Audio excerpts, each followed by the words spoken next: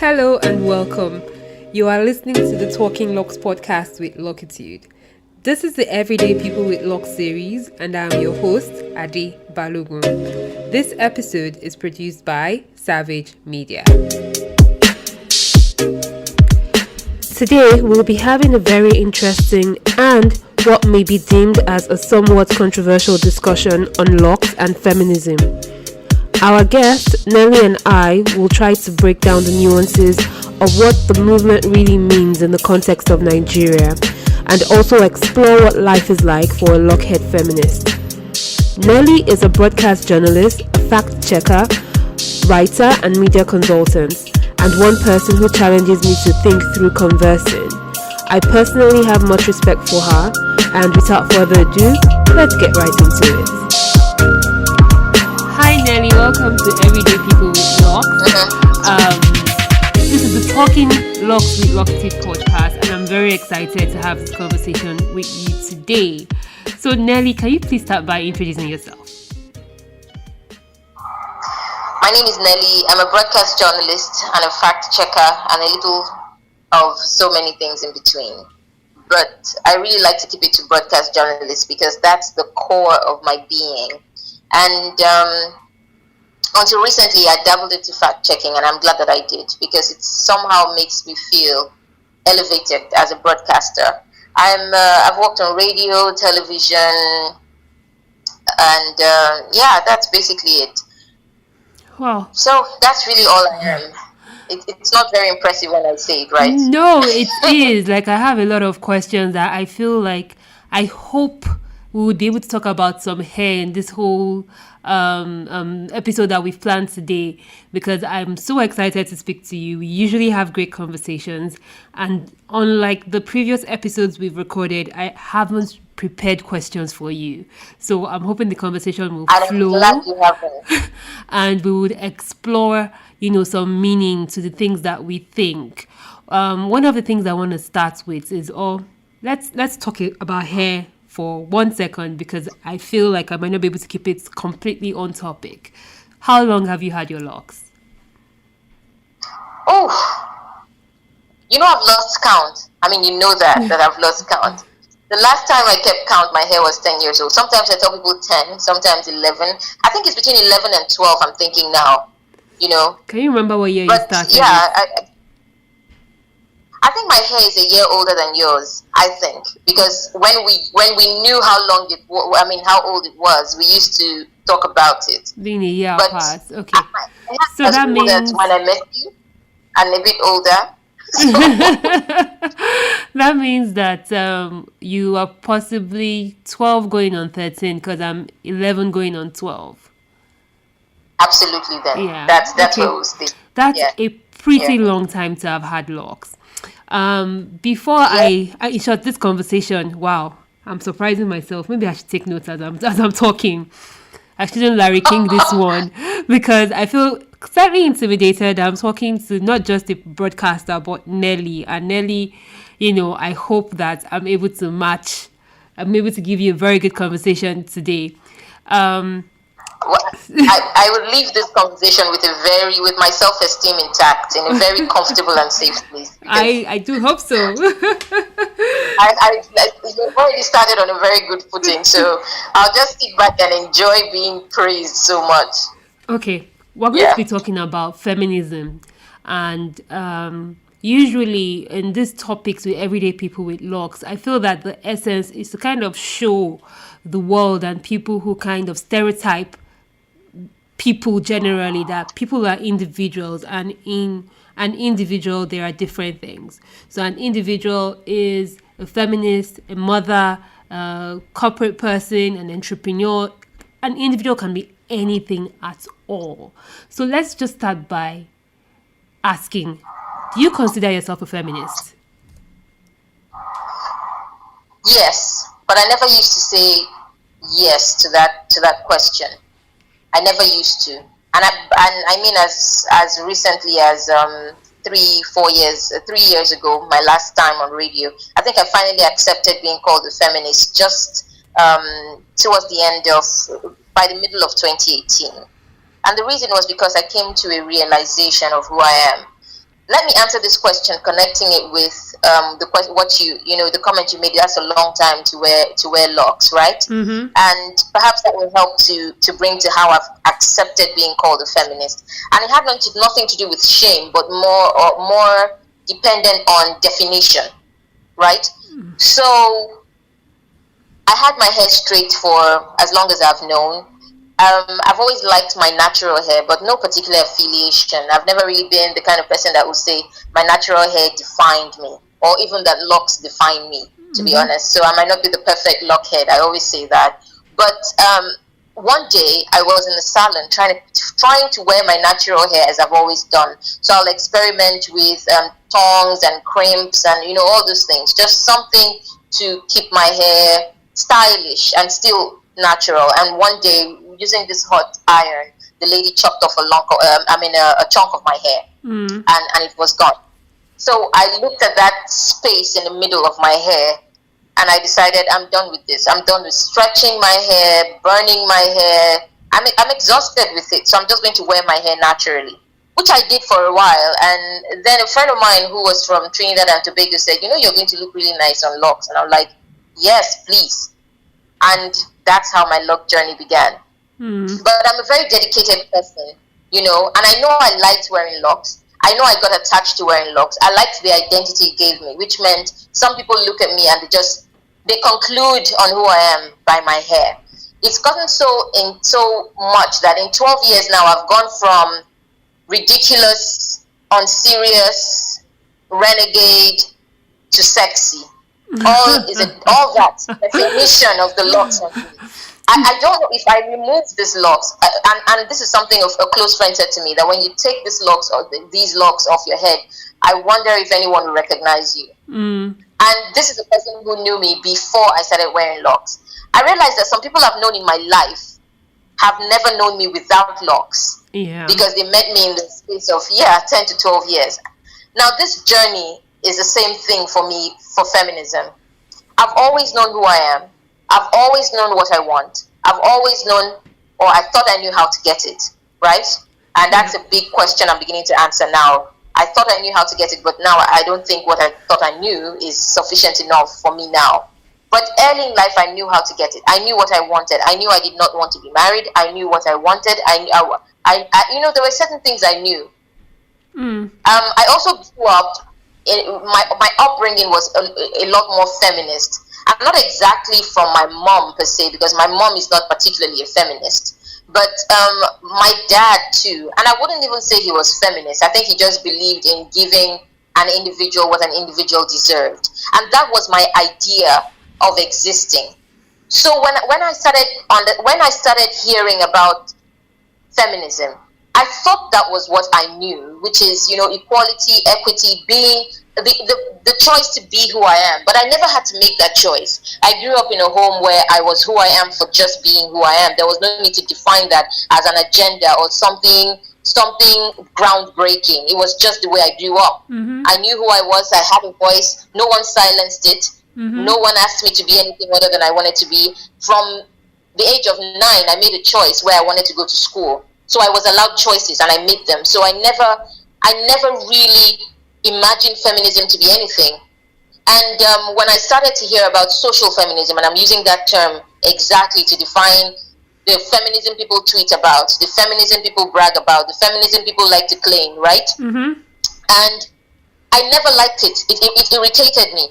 I never thought feminism was us against them. Let's grab our pitchforks and burn the men, because I grew up with 4 brothers, and I never felt like, even when I've been in environments where I've been sexually harassed by men, I was able to compartmentalize which men did that and which didn't, right? So it's so for me, it never was about choosing a side, but finally, as I said, a couple of years ago, or 3 to 4 years ago, I came to that realization that you have to say what it is, because that's what you are. Own it and properly define it, because then you're defining it for people just like you, who are trying to reject what they already are just because the definition is getting lost in a wave of noise.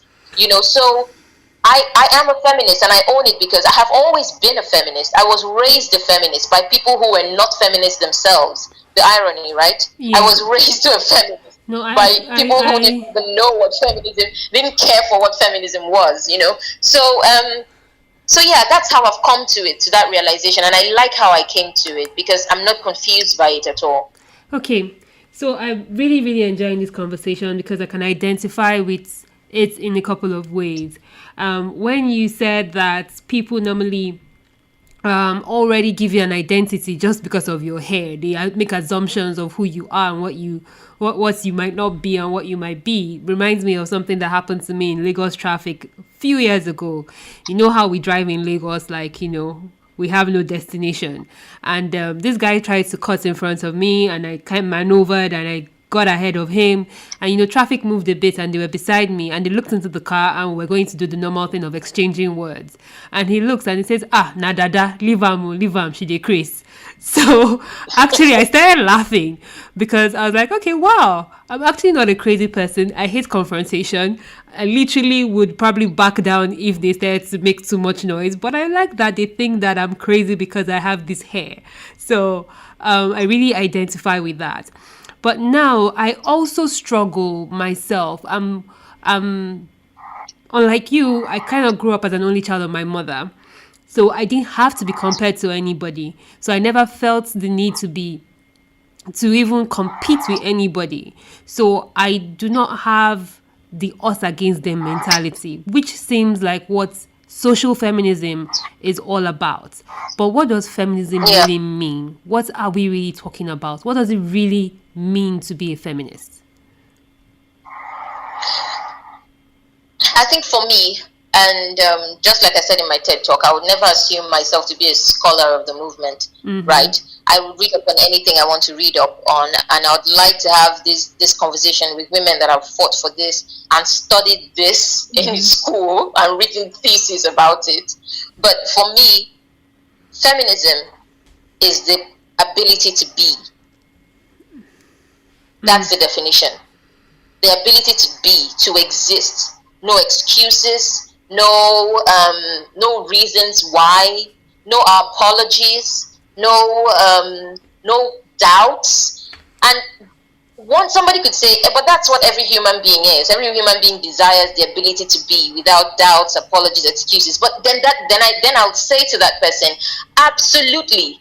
That's exactly what feminism is. So if you have an argument against feminism, you're saying that I don't have a right to just be these things as a woman. In essence, my desire for equity and equality and an ability to make choices, my desire to exist as me without giving you a reason why I'm choosing to exist as me is feminism. In essence, and I know I'm saying in essence over and over and again, but I think it's necessary for me to keep saying it because all I believe feminism is an ability for women to be those exact things men have a right to be, both the good, the bad, and the ugly, in the same pedestal as men have a choice to be. So if I have to make a decision, and that decision is weighed on a scale against that of men, then I have a battle to fight. But if there was never a scale, because if I desire a thing or I want a thing and a man wants it too, and we are measured on the same pedestal, on the same choices, then maybe I have nothing to worry about. But the second flip of it is this. If two men, for instance, stood here, and the reason I'm going through these analogies because I know Nigerians are going to listen to this podcast, and I'm saying it this way because of a Nigerian audience, right? And an African perhaps.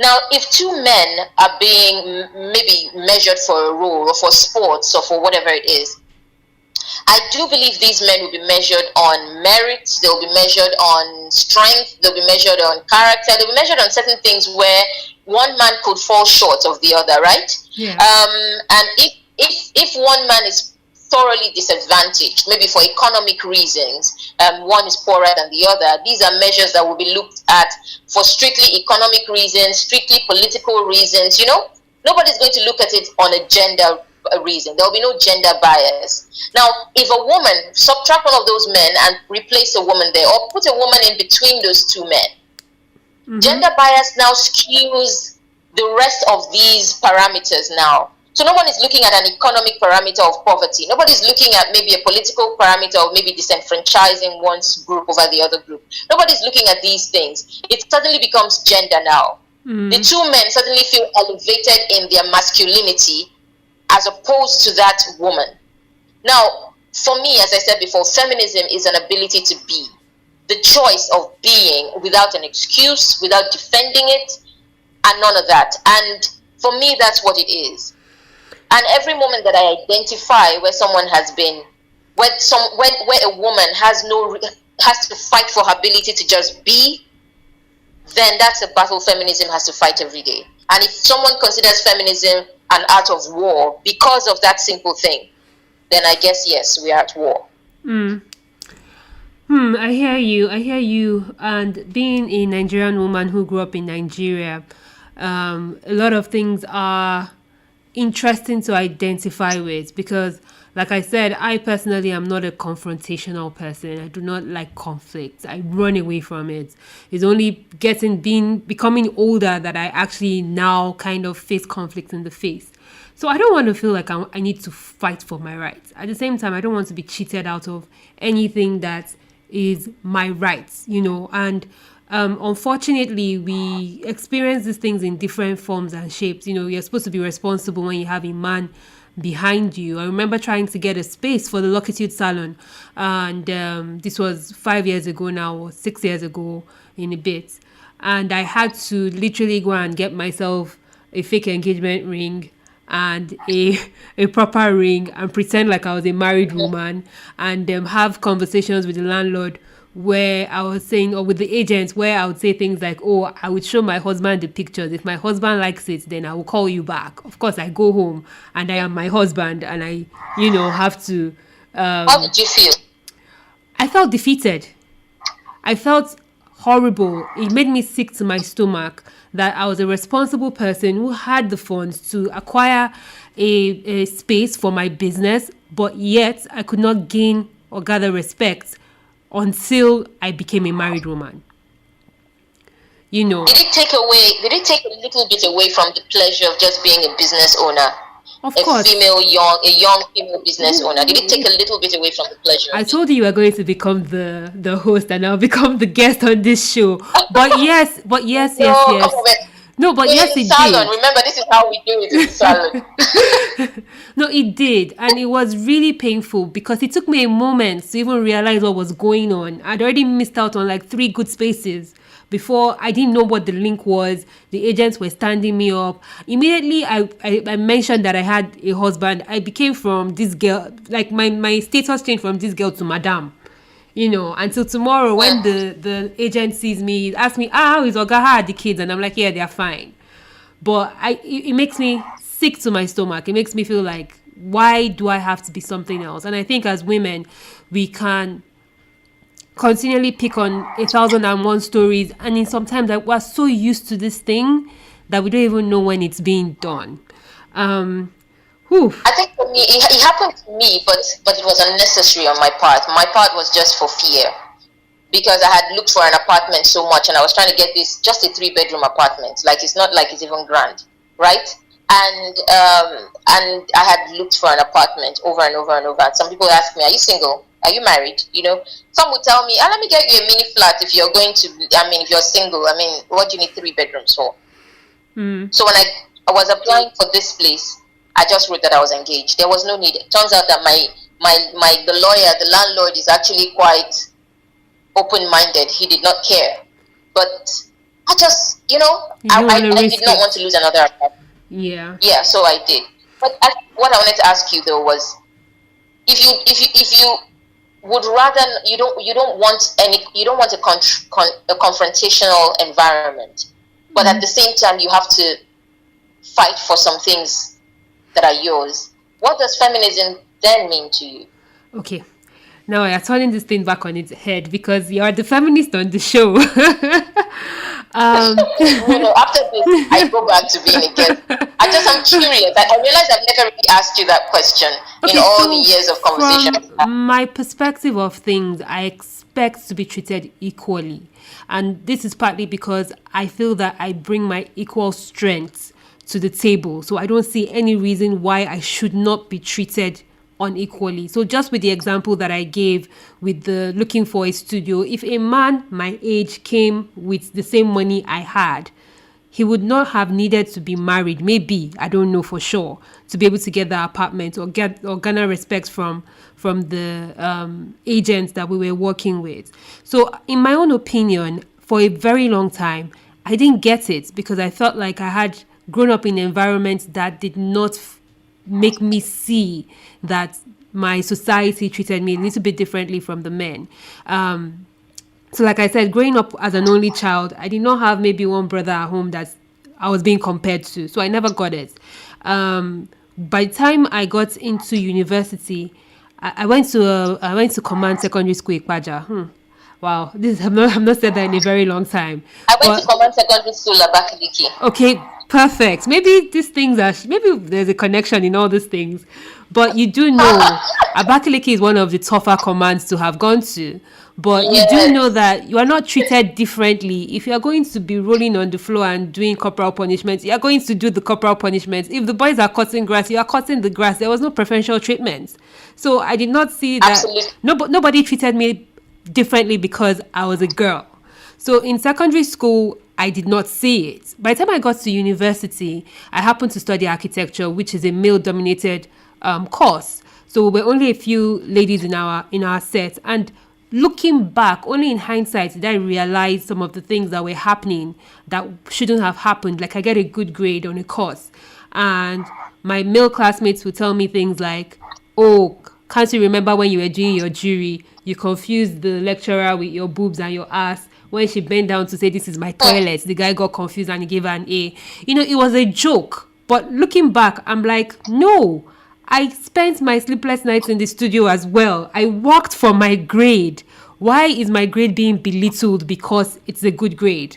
So that was the first time I kind of started to experience it. But all of it was very, very subconscious. I didn't even know what was going on. And then moving on into actual practice, fortunately for me, the firm I practiced with did not have any gender disparity, or what's the word now? You couldn't even, like, if you're going to climb the 7-story building, you are climbing that step. It doesn't matter what you are. If you like, be a man, woman, animal. As long as you work for the company, you get the job done, So I did not feel cheated. I didn't feel like I was being paid, or I wasn't paid less than my male counterparts. The system of getting bonuses were fair and transparent. So all of that was me being fortunate and not being oppressed by the system. But living the real world, realizing in future that, man, you need a man to be anything in our society, became very painful to me. But now I'm turning back the question to you. For those of us who are not confrontational and know that we deserve equality, not just because we are women and we just deserve it, but because we also bring our fair share to the table. If I'm doing the work, if I'm making the money, why wouldn't I be treated as such? Why wouldn't I be given the same respect?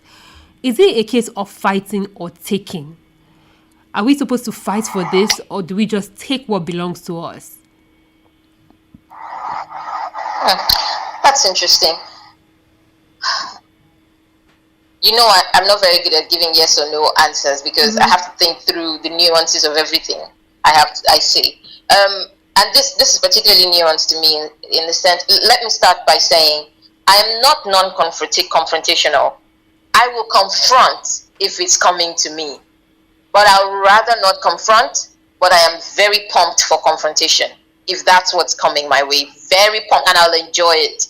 But I would rather not do that, right? Mm-hmm. But I won't shy away from one. The thing is,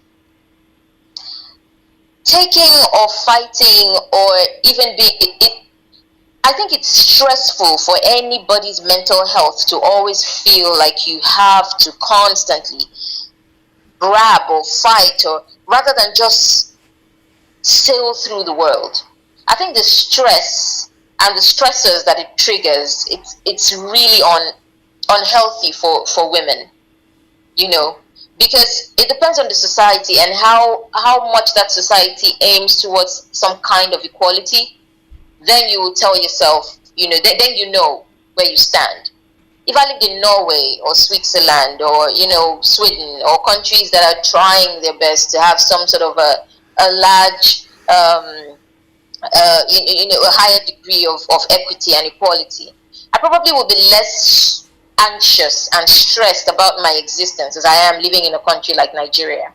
You and I went to technically the same kind of secondary school, just different locations. And while we're kids and teenagers, you never really notice. But the question then is, Command Secondary School is a paramilitary school, so it's really funded and overseen by the Nigerian military. How have I never seen in my lifetime a female military general, a female commander or commandant even, unless they're now. In my time, I never saw a female commandant. I never saw, until today, our heads of military, there is no female, and I don't think there's ever been a female. So at some point, when we start to achieve womanhood, feminism is the gift we get. Do you see, Adi? Are you seeing where I'm going with this? Yeah. All through life, when you're unthreatening, when you're just a flat-chested human being, when the only difference between you and the boy in your class is probably, I don't know, maybe nothing. Almost nothing, because you all wear your hair short. Yeah, you wear your hair short. You probably haven't seen your period. For me, I never saw mine I never menstruated until I was I was about to get out, right? Of secondary school. So, and even when that happens, you are disciplined in such a way that you never truly own, that part of you as a gender definition or as a sexual thing until you're way out of it for your mother to deal with, right? So it is when we actually start to be called women, when you actually start to be identified by the attributes that make you a woman that you should be proud of. That's when feminism comes. Feminism wants to take you right back. I'm sorry, not feminism. Forgive me. That's when the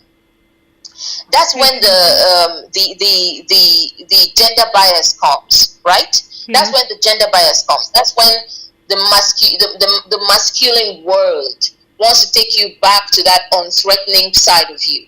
So if we're talking about it taking or grabbing or fighting, the war is not with me. Do you understand what I'm saying?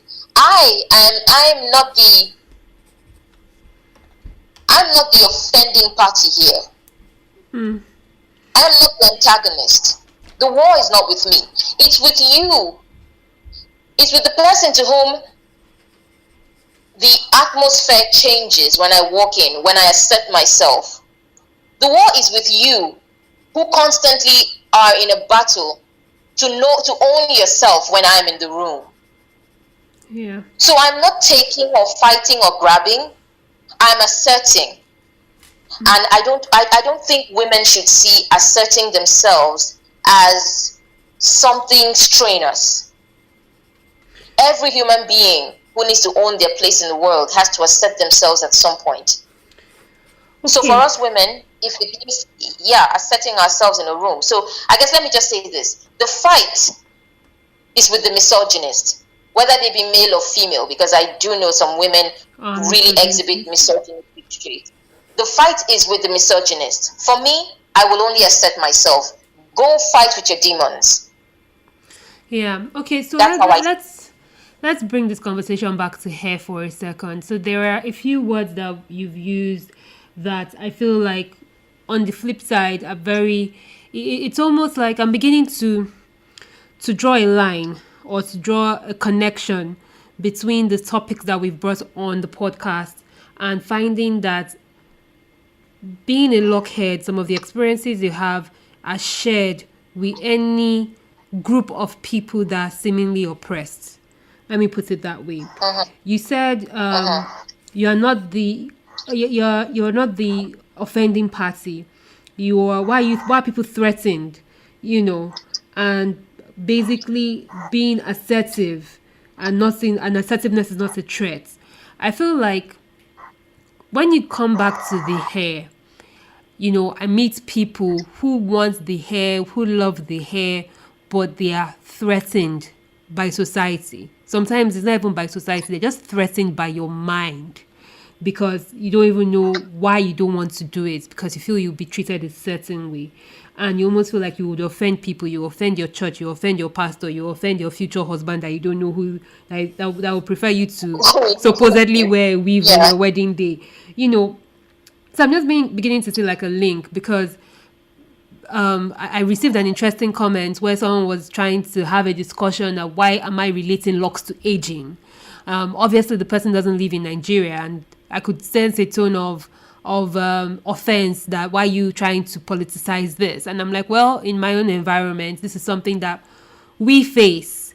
People seem threatened by your hair.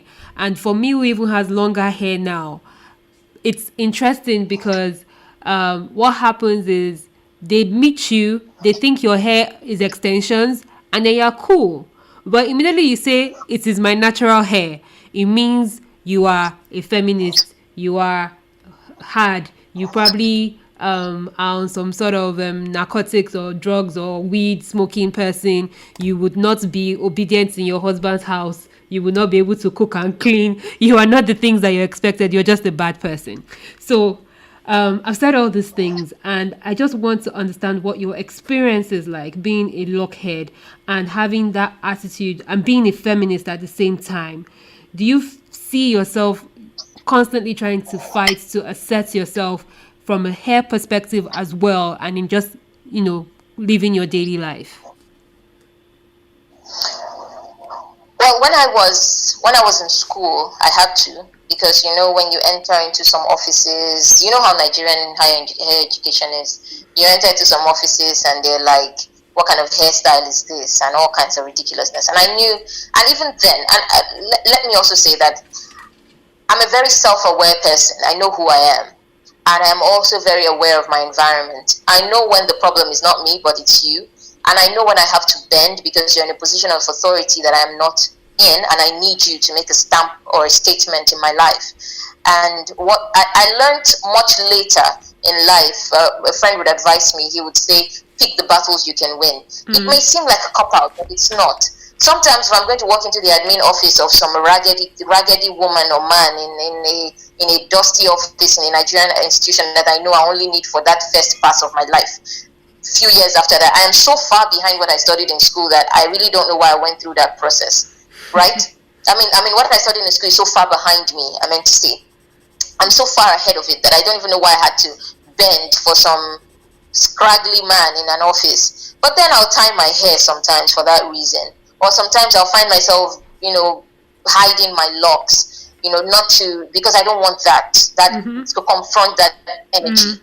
But as I left school, first of all, when you're in radio as a female in this country, there's a whole lot of misogyny and gender bias that goes in there. That, I mean, it used to be a very male world. I think it still is in many degrees. So you would always be taken on seriously. So I was in entertainment radio for just 2 years, and I moved straight from there to talk radio, which means I'm now talking serious, important things, and I'm being intelligent. So when they see my picture, they see a video of me in the studio, and they go, "Oh, she has dada." What does that mean? Like if my hair is in locks, I have suddenly knotted every wire in my brain, and I can't think intelligently. And so that happened. And I think for me to come out to fight that was, as I said before, asserting myself. I asserted myself in the fiercest of ways. Sometimes I did it with so much fierce passion that you had to get out of my way. Sometimes I did it with conversation. It all depends on what ammunition I needed at the time, and then I'll deploy it. But this is what I know.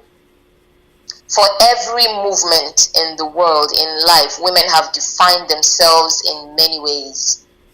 There was feminism in the civil rights fight. If it meant wearing their afro, black and proud, and not straightening it, to say, look at me, I'm owning every aspect of my blackness, and I'm a woman, they did it. If it meant straightening the hair but speaking out as loud as possible for people to know that you know what you represent, even though it might seem as if you look differently, women have done it.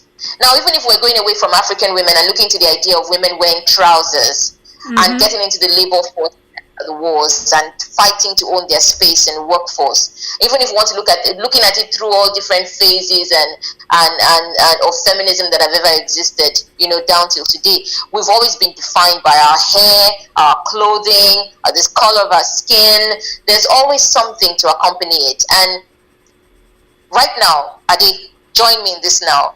Now it's actually about your sexuality is defined by your locks now. You know that, right? It's either men think, wow, this person is going to be some kind of vixen and fierceness in bed. Oh my goodness, imagine on those locks. Men have told me to my face, grabbing on my locks in bed. I'm not opposed to grabbing my locks in bed, but what makes you think you qualify as a person to grab my locks in bed?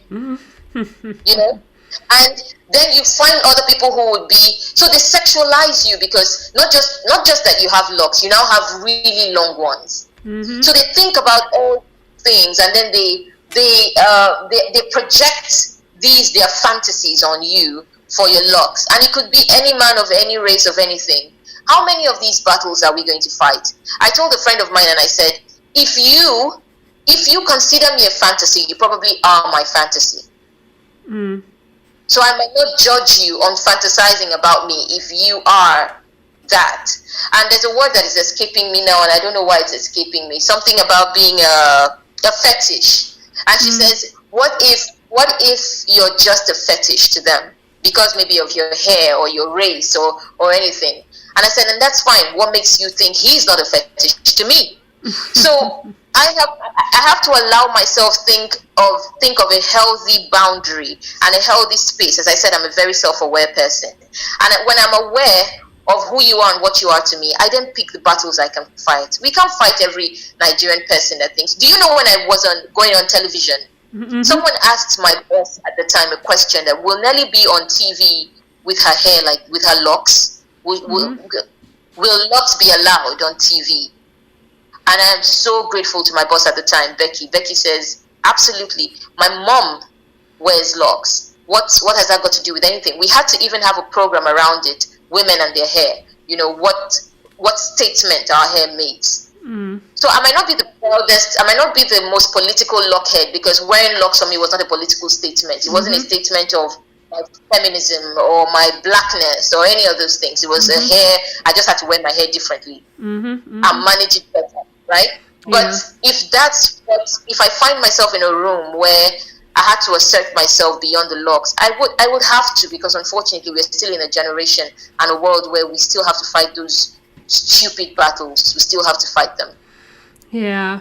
You'll be surprised how much time, or maybe not, because you're probably used to talk radio, how much time we've already spent going back and forth. But I've picked up a few things, some very important that I think would stick with me. But picking from what you just said, is that hair can be a statement. It could be a political statement for some people, and for some others, it's not. Like you, I personally did not have the consciousness of what my hair was supposed to mean when I decided to get it. I only started my hair for convenience, really.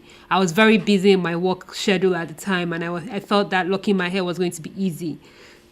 Only to get locks, and a year in, I'm realizing that, it's a black thing. Remember It's a statement. videos we used to watch. Yeah. And thinking all these things about the hair. But I'm really glad as to how because the essence of this, as many may not realize is that I'm actually trying to delabel the locks. Like we shouldn't have labels to have locks. It is your hair. You can't have a label for Yeah. the color of your skin to say you're half yellow, half black, too black, not black. You are just who you are, and so it doesn't really matter what you decide to be.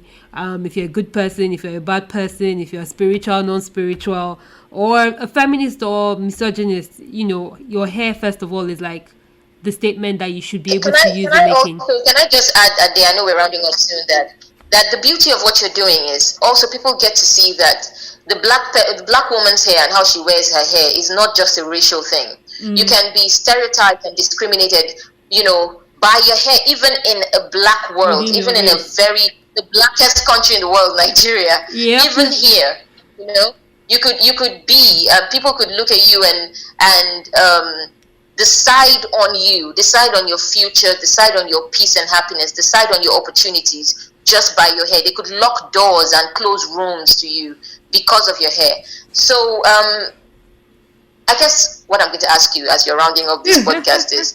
I don't know why you're rounding up for me. I'm still here for a few minutes.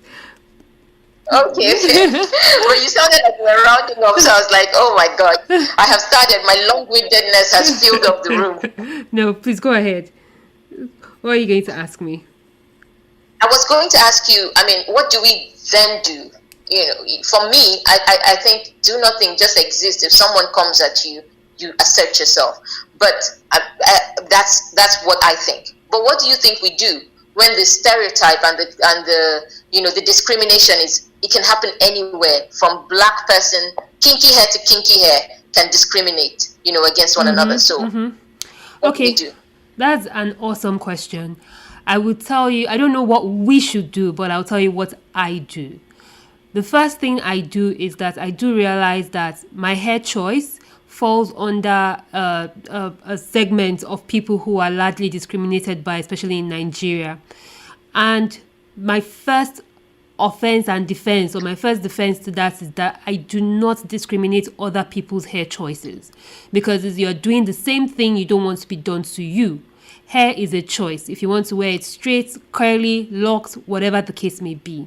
So first of all, I do not discriminate, because you don't know the reasons why people are doing, why they want what they are doing, or you're not responsible for when they come into the consciousness of when they should change their minds about maybe their hair choice.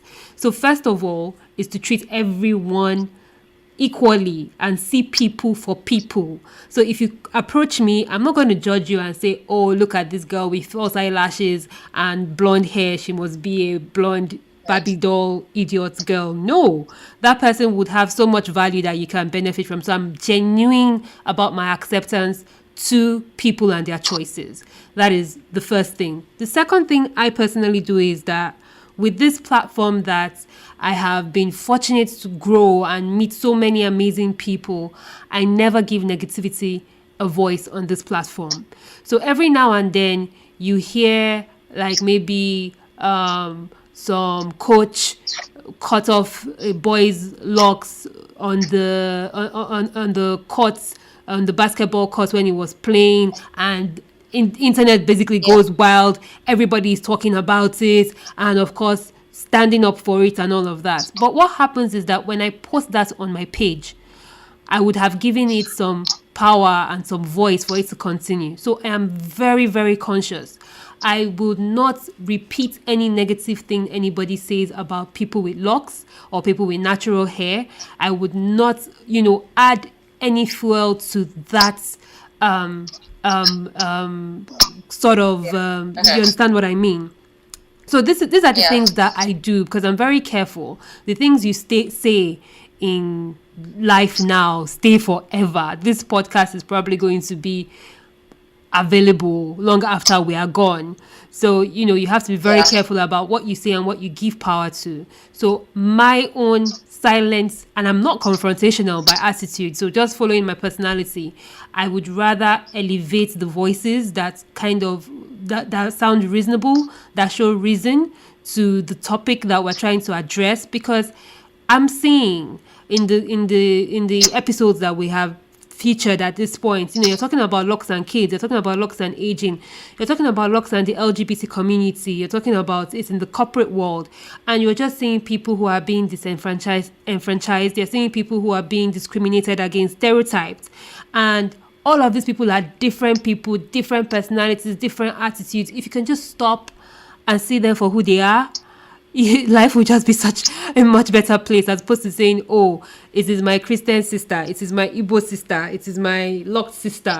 All of those things, just, we are really one race, and that's the human race. And once we can get past that, I feel like things will be better. So I am one of the optimistic people that doesn't like to fight and would give fuel and fire and flame and put some oxygen to whatever good that there is out there. So that is how I am hoping to change the world. I don't think it is the most efficient way, but that's my way. So, and I feel like anybody out there who has their own attitude, their own personality, if your own is to fight and carry the placard and, take the gun and stand up for yourself, please, by all means, do what you need to do and what conforms with your heart to do. I don't know if that makes any sense. No, absolutely. I was actually going to add that I don't think there's an efficient way. If there was, there will be one size fits all to fix humanity's problems. Mm-hmm. I don't think there's an efficient way, but there can be. I was going to say, there can be numerous ways in which we can all meet.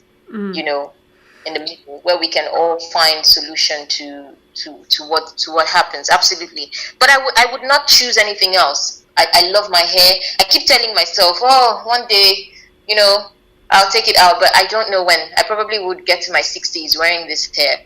I love my hair. I love my choices. In fact, I'm beginning to enjoy you underestimating me, and then let me surprise you. I used to say that I am afraid of people seeing how much of me I have to offer, because I fear that it will overwhelm me.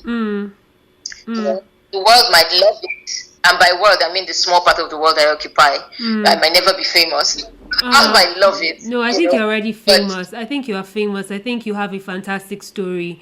I do know that you've been through a lot of personal battles career-wise, and this has been mostly because of the voice that you have because of your voice, and the things that you have done. I think you are amazing, intelligent.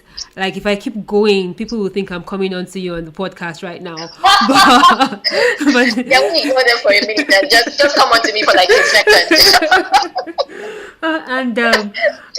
Basically, I think that your story is one that needs to be heard. I'm just going to plug this in for anybody who is listening and hasn't seen Nelly's TED Talk yet. It's titled "The Distant Reality of Feminism and Gender Equality," and I watched that podcast just saying, I think you were able to articulate things that I felt that I couldn't put a voice to or couldn't give words to. So I feel like, in our own little ways, we are trying to make the world a better place for the upcoming generations. And yes, so the conversation is still going on, by the way. So with this 12 years going on 13-year-old locks that you have, how do you maintain them? And how do you cope? Like, it's a lot of hair, I do know, because your hair is like twice the thickness of mine in the first place. So if my hair is heavy, I can't even just imagine how much heavier yours is. How do you maintain it, and how does it make you feel? And what does taking it on for another 30, 40 years, what does that mean to you? First, asking me how I keep my hair, like you don't know. Don't you know how I keep my hair? Like I do it right there in Locitude. But you know my hair journey a lot longer, a lot older than most people do. I started to wear locks the wrong way. In essence, I found some boys that would lock it. They would put all kinds of stuff. There's nothing that hasn't gone in this hair: coffee, toothpaste, all kinds of stuff in the early days, right? And then I went them all out. I met what's his name again? Then I met him, and I introduced him to you. No, not Jatu. No, Olisa. The one who won the Olisa, yes, who won the competition you organized. Yeah. Now, but before I met him, And then I discovered that I could look up locks on YouTube, styles. At first, it was just the styles I was curious about, because I had always styled my hair myself. If I go to a Lisa salon, I tell him exactly what I want. I still do that in Locitude too. Mm-hmm. So You've made us do some crazy things. As the good thing is, the friend of mine who asked me to wear locks, he's Trinidadian. So that first, actually messing up my hair happened in a 6 months, 1 year window in the start of it. I washed it all off and practically started my locks again without any of those silly interferences. But he came back with a product. It was just a normal natural hair product, Miss Jessie's, just normal conditioners. That's when I learned the trick. To keep your locks as you would keep your natural hair. You don't need all those jazz, which is what Locitude does. Locitude simplifies the hair products to the bare minimum of oils and conditioners, and keep your hair as you would. You've always asked me that question, how heavy is your hair? My hair doesn't feel heavy. Maybe because I've worn it for long, or because I keep my hair product free. Just natural conditioners and oils, product free. And then I don't lock my hair often, and and the reason is, I always say, if I was Locitude's only customer, I probably would have shut down. We love all our customers, even the one time a year customers. We love all of you equally. Customers, yeah. Because I don't like the roots being thin. When it's thin, for me, it hurts, because my hair is kinky, but it's tender, and my scalp is tender. So when it's this is what Roger knows very well. So when it's thin, it pulls at my roots. So I have to let the roots grow and thicken. So when I lock it again, it's thick. Reasons I have it is because keep your products simple, natural oils, and wash your hair often, and just keep it conditioned and moisturized, honestly. And ever since that, I really do love my hair. I don't know, I do. I love my locks. I love my hair. I like the seamlessness of it. And when it's about to drive me nuts, I'm back in Locitude and we do it again. So, yeah, I do. I do love it. It's simple for me to keep. I don't know the struggles other people have. But for me, it's pretty easy. Yeah. This has been a very interesting conversation. I wish that it could go on forever. I think I have one last question, but before I say that, let me just recap on some of the things we've said, or maybe more than one last question. I don't know if you want to go here, and if you don't want to, it's fine. I do know that in your career so far, you have been outspoken and opinionated, and the work I do know of you is the work that you did on talk radio. I personally kind of know that I'm not really sure exactly what exactly happened, but the fallout of talk radio from like a daily show for you wasn't necessarily pleasant. And why I'm bringing this up is because, of course, I did go on Google before we start this interview, and I noticed that for all the work you've done, your online footprint is a little bit too small. It's not a little bit too small. It's like disappeared. I'm like, no, I know Nelly. She's done so much. I should be able to find more of her. And it seems like somebody went there and erased this. Is this still linked to a woman not having a voice, or is this just really work politics? I don't know, really. Okay. I think for me, it's been a combination of. Okay, let me answer it this way. From the online footprint, I would say it's the fault goes both ways. I'm partially to blame because I have never really tapped into the power of social media or the internet for myself. I've always wanted to be a broadcaster who speaks to people who can't afford to listen to what I have to say. And I've always felt the radio was the cheapest medium, still is, because of how poor Nigeria is. But my mates have always invested in uploading their work personally. I've always left it for the media company I was working for to do it. What happens now is when you're no longer with that big company and they have no use for you, for your voice or your talent, they have every right to scrub that all off, and that's probably what happened. because until you mentioned it, I have never really Googled my radio life. If you Google me now, you probably find my work on fact checking and writing and maybe some TV. But you would really not find my radio, which is the sweetest part of me. I hold it so precious. I loved my days on talk radio. I am working towards getting back to it. Mm-hmm. So not having that there, and you were the one who brought it to my notice. So I think for me it's also because I'm a woman and I talk in the way people don't like women to speak. Mm-hmm. Right? And I do it unapologetically. I don't regret it. And that's not because I'm stubborn, it's because I really regret. I told you I know who I am. I think through before I do a thing, I most likely have known I'm going to do it. Right? Mm-hmm. So it didn't end well with Nigeria Info, but I don't think it's something either of us still hold to mind. I am of no value to them right now. So yeah, so if there's nothing of record there, fair enough. I just have to learn from those lessons where I'm no longer leaving my intellectual work dependent on whichever media broadcaster organization, however we choose to call them, that I'm affiliated with. I have to be active in taking some of my content and positioning it for myself, so that when time comes, like you did, someone needs to find me. You can find it through my active and intentional advertisement, as opposed to the radio station. Right now they have strong women who are speaking clearly and bluntly. They don't need my voice anymore. We were the pioneers. It wasn't just me. We're the pioneers of women plainly and bluntly on radio, and we left space for other women to do that as well. So they have that window filled. If they don't need my work to do that, that's fine. But it's taught me a lesson. I'm not going to stop being me. I just told you, and you're the first person I've said it to out loud, that I'm afraid of being the absolute. I'm afraid of the maximum of my potential. I think it could overwhelm me, the maximum of my potential. It scares me. So sometimes I hold myself back. I don't know if that happens to you, but I hold myself back not to achieve the maximum of what I can be, because it intimidates me and it scares me, what I know I have the potential to be. But what I'm trying to learn every day is step out of my comfort zone, which is use the internet, use social media, try and put out my content myself. So hopefully in a space of a year or two, this deficit will probably have been met. I'm looking forward to seeing you back on air, wherever you are. I think we've all learned the lessons, and I think, I'm also learning the lesson, even though I've independently done most of my stuff. But I can imagine I would be so pained if I did not have access to many things that I've done so far in the past few years. So I guess we learned the lessons.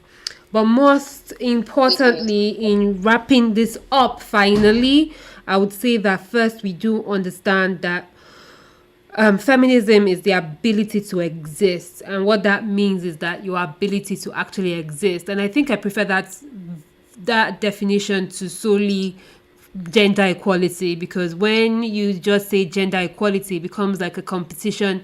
You're trying to be equal to somebody else, but the ability to exist is being able to exist as your own human. So I really love that definition, and if there's anything I've taken from this conversation, that's one of it.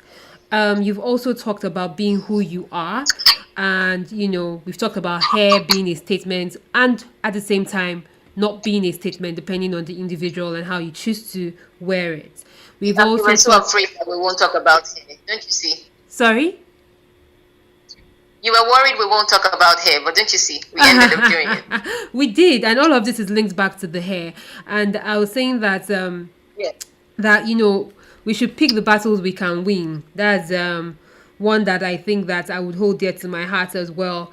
And I think most of all is being assertive, especially for people like me out there who shy away from confrontation and conflict. It's one thing to shy away from confrontation and conflict, but you can always be assertive of who you are, what you want to do, what the outcome is. I really feel like I'm a quiet, assertive person, and I've really been assertive, and I realize that that's what it is, and I'm going to apply that to other areas of my life where I am failing. So at this point, I feel like, Nelly, thanks for attending your second TED Talk. or TED discussion with me. It's really been an honor. And do you have any last words for our audience? Oh no. Oh no, I don't. I think everything has been said. I don't have, and I don't like last words actually, because no last words. Okay. Absolutely none. All right, I would take that. Yeah. But I would say assertiveness, it's a thing, and in choosing to have locks, I think you can lean to all of these things. It is your ability to exist. It is who you want to be. You know, you can decide for it to be a statement or not be a statement, and pick those battles that you can win and just be assertive. And I think if you're assertive, you would win all the battles that come your way. So that's it. It's been interesting. It's been painful in some ways, having to talk about things that you feel as a woman, and how society, especially in our parts of the world, does not necessarily even recognize, or just ignores you. Sometimes it makes you feel like you're just this mad black woman shouting for what you don't even understand. Just keep quiet, let the men take over. So I would be assertive on my ability to exist henceforth. And I hope that if Locs is in anybody's journey out there, please be assertive of it and, go with it. Thanks again, Nelly. And I guess we will continue these conversations offline. Thank you so much. I'm looking forward to working with you in future. I think we have a ton of projects we can do together. Absolutely. So I'm putting it out there. Absolutely. I think our stars will definitely align work-wise, because we've been talking about it. I know we all need to. I know we need certain things to be in tune before it happens. So when the right moment comes, the music will play. I believe it. It will. So please, absolutely. Everyone out there, watch out. We're releasing our album very soon. All right then. Take care. Bye. All right. Bye. Take care of yourself, and thank you for having me. Yeah. For someone who doesn't like confrontation, that was definitely a conversation that looks a couple of issues right in the face. Assertiveness will become part of my personal conscious efforts to continue self-development, and I am excited about my newfound definition to feminism, the ability to exist, the ability to be, as it sits very well with my ethos. This series has come very far, as we are now 10 episodes in. We have 2 more to go before we round up the season. And in our next episode, we will be talking to a few brothers with locks, or more like a few brothers who have had locks at some point in their life. They will be bringing their individual perspective to the conversation, and also a perspective from a different side of the world. I'm not sure what we're going to call this episode yet.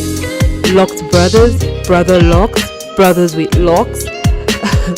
But whichever way, it's one you definitely want to look forward to. Thank you so much for tuning in and listening to the Talking Locs podcast with Locitude. It has been such a pleasure being your host. My name again is Adi Balogun, and thanks to our producer, Savage Media. Please don't forget to follow us on social media. We are at Locitude, Locitude, and you can find us on Instagram, Facebook, and Twitter.